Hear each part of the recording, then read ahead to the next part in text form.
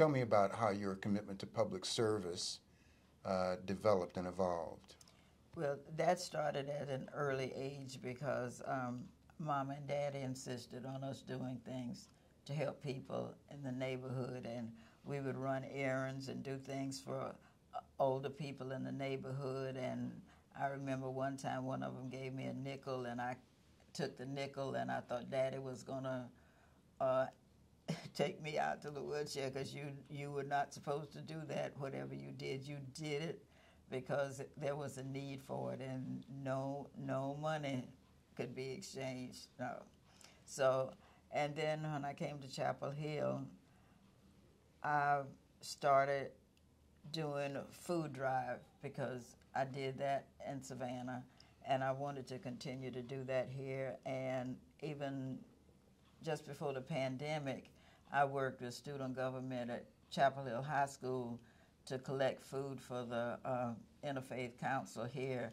And we had, I think we might have had about 700 items that students donated to restock the shelves there. So I've always felt that that was my calling, you know, to do things to help. And even now I do whatever I can.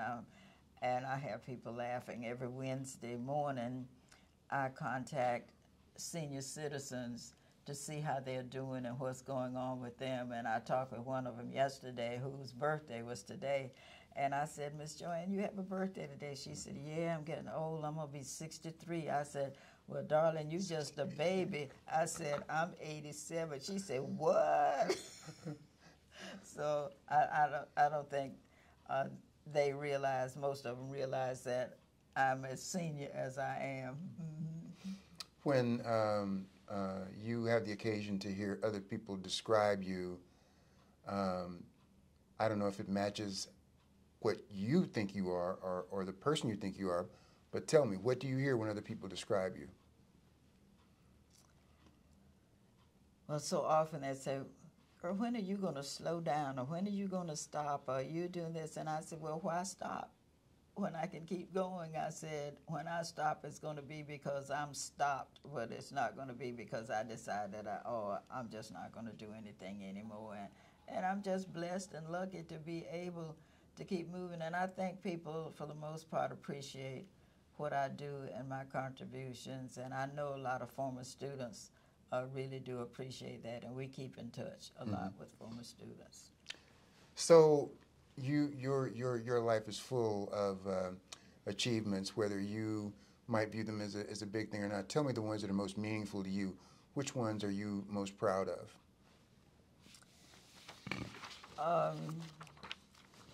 I'm very proud of the fact that I'm able to do things like calling senior citizens, see how they're doing. Co-chair the fellowship committee at my church, where we're in charge of memorial services and repast for that. I'm pleased with that. And just generally, I'm just, whoever there's a need and I can do something, I just pitch in and help out. And I'm really happy that I'm able to do that. So let's go with that for a minute. It looks like your life and your public and private career have been largely centered around identifying a problem and then going out and doing something about it. Where did that become instilled in you, and is that still something you use to guide your activity today? That was instilled in us as a child. Mm-hmm. Mom and Daddy helped nurture that, and we always thought that that's what we were supposed to do, and that carried on with me, and so 87 years later, I'm still doing it. What are some of the urgent community needs that you think activists and government leaders need to address in the Chapel Hill and Carrboro area? My number one concern is that we need to do something about affordable housing, because at the rate we are going now, if things continue the way they are with high rents, high cost of housing, and so forth, everyday people will not be able to afford to live in Chapel Hill. And I hope it won't happen in my lifetime. It probably won't happen in my lifetime. But Chapel Hill is going to become a city of the haves, and the quote-unquote have-nots will not be able to stay here, to live in Chapel Hill. And I think there is an urgent need on the part of our leaders, political leaders, activists, to see to it that we do something about this. Now, I wish I had an answer to it, except if we keep allowing all of these developers to come in and develop things, if they're not adding to the tax base and they're not adding houses or apartments that are affordable, then what's the use? I don't understand it, and I wish somebody could explain to me how that's helping Chapel Hill on a whole. If that cost keeps going up and up and up, eventually they have to look to other essentials of life to cut back on. Mm-hmm. Would you agree that it's urgent to do something about housing costs? Because what are some of those things? You just mentioned one of them. People have to cut back on food. Cut back on food. They have to cut back on utilities. And do I make a decision? Do I take my medication today, or do I pay this? So they have to cut back on health care. And that can lead to other problems when we cut back on health care. So the percentage of people of color in Chapel Hill and Carrboro is actually much smaller than it was when you had those difficulties buying your first house. That's right.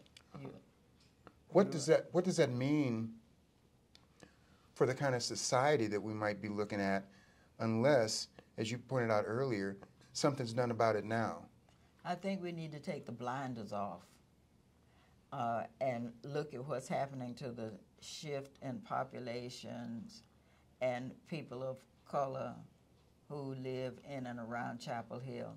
A lot of people drive from other areas to Chapel Hill to work because they cannot afford to live in Chapel Hill. And I can remember a time when the university, for example, in Knowles Development, the university built houses, and some of the people who worked at the university were able to live in those houses. And one classic example I remember was Mr. John Clark and Miss Rebecca Clark. They lived in one of those houses, and then their son took one of the smaller houses and added on to it, and he was the famous Doug Clark and the Hot Nuts, and they lived in Knowles Development. And at one time, some houses on Rosemary Street, if memory serves me correctly, were owned by the university. So if the university had the means, or if they have the means, when some of these lots become vacant and some houses are no longer there, could they maybe build houses and allow employees who cannot live here to live there? Because if you can't live here and you have to drive in with gas prices being where they are now, it's a catch-22 situation. So what you're suggesting is that institutions that have either own property or have the wherewithal to acquire it might have some degree of civic responsibility to address the housing affordability problem by using some of their resources to make it more available for working people. I think so. Mm-hmm. Mm-hmm.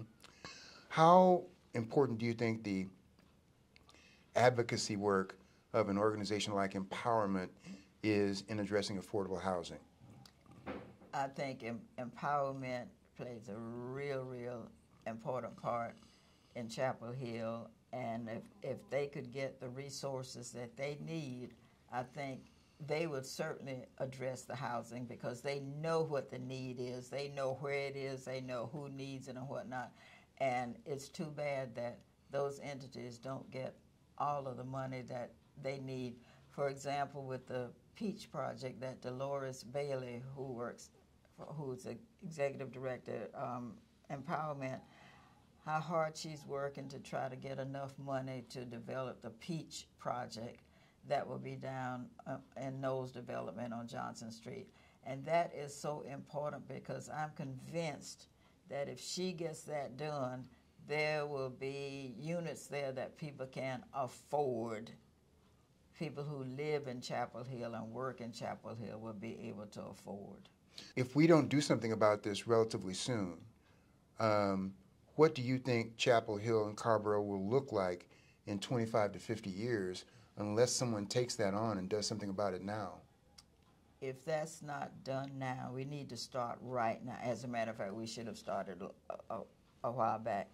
But if something is not done 25 years from now, and I'll be here to talk with you about it then. I think Chapel Hill will not look even like it looks now. You see very few people of color in Chapel Hill, because when you start talking about $70,000 as a mean income, think of the people in Chapel Hill who are making $30,000 a year, $40,000 a year, $50,000 a year. They can't even measure up to that, $70,000. So you have a lot of people over $70,000 who can afford to be here. But what about all of the people below that? What's going to happen with them? You mentioned the Peach Project that Dolores Bailey's working on with her empowerment organization.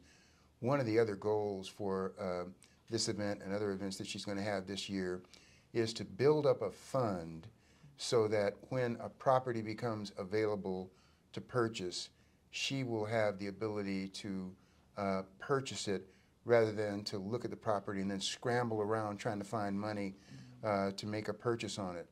How important is being able to jump on properties when they become available for someone like Empowerment that's trying to provide more affordable housing? I think that is very, very important, because if they can't jump on it right away, you'll have a developer who will jump on it right away. And we know what happens with that. Now, I'm not bashing all developers, please understand me, but I need to see more of a commitment from all of the developers coming into Chapel Hill. When you see all the high rises everywhere all around, I need to see more of a commitment to them. Why can't they contribute funds to the Peach Project, for example, and see to it that that project is completed? When that's completed, then if Dolores has another area, why can't developers say, oh, okay, instead of setting aside 3 apartments out of my 58, why don't I give the money to you, and you know where the needs are, and you know where. So developers can help with this too, if they so desire. And we have people in Chapel Hill with money, and they need to commit. People who can afford it, I would love to see them with more of a commitment to helping, like I said, the Home Trust and Empowerment and Jackson Center, help them do things to build houses in Chapel Hill. Let's pretend for a moment that I am, collectively those people in Chapel Hill and Carrboro, including businesses, anyone with the resources that could support the program that we're going to put out for you on May the 20th. The event honoring you and honoring which is overdue for the phenomenal dedication you've put forward with this community, but also one that's oriented towards solving a problem you've articulated today, that of affordable housing. Look at me as though I'm those people with those resources, and tell me why I should weigh in and support Empowerment and your event on May the 20th to provide more funds for affordable housing. I would rather see this as a fundraiser for empowerment rather than an event to honor me for what I should, what I've done and what I continue to do, and what should be a commitment from a lot of us who are not doing things. And I do think that people with resources, if they would just stop and take a minute and say, oh my goodness, is Chapel Hill going to really look like that 10, 15, 20 years from now? I'm still young enough that I will be here, and will all of Chapel Hill look like me? What's going to happen to all of the people of color who are no longer here? Then they said, maybe I better take a look at this and say, hey, Ms. Bailey, I want to talk with you about how I can help you and empowerment with your project, or help Home Trust with the project. And I'm serious about this because I have the resources, and I want to put my resources where it'll make a difference. And you know where it'll make a difference. Yes, ma'am. You got me. Thank you very much for your time today. And we're looking forward to continuing this relationship with you and making the event on May the 20th to provide some of those funds for affordable housing and to honor your work that you've done in your life here in this community and make a statement that it's meaningful and your go forward vision for a more equitable community for housing is meaningful as well. Thank you. You're welcome. Thank you so much.